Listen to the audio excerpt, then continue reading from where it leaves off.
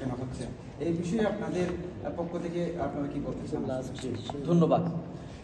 আপনারা সাংবাদিক সহ আমাদের রামু উপজেলা সহ কক্সবাজারে যারা আছেন অধিবাসীরা জনগণ সবাই অবগত আছেন, মিয়ানমার তথা থাইল্যান্ড তথা ভারতের যেভাবেই বলুন সীমান্তকে ব্যবহার করে অবৈধ চোরাচালান হচ্ছে। শুধু গরু না, গরুর সাথে আপনার মাদক, অস্ত্র সহ আরো বিভিন্ন পণ্য চোরাচালান হচ্ছে। আমরা আর এসব হচ্ছে প্রশাসনের নাগের ডগায়।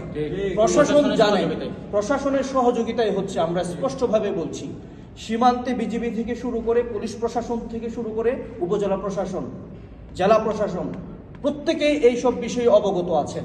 কিন্তু কেন এসবের বিরুদ্ধে অবস্থান অথবা এসব বন্ধ হচ্ছে না, এটা প্রশাসনকে জবাবদিহি করতে হবে। আমরা আমাদের 7 দফা দাবিতে এই দাবিটাও এনেছি। সীমান্তে গরু ও মাদক সহ সকল ধরনের চোরা কারবার বন্ধ এবং সীমান্তে নিরাপত্তা জোরদার করা। আপনারা জানেন মিয়ানমারে একটা অঙ্গরাজ্য আরাকান আর্মি দখলে নিয়েছে।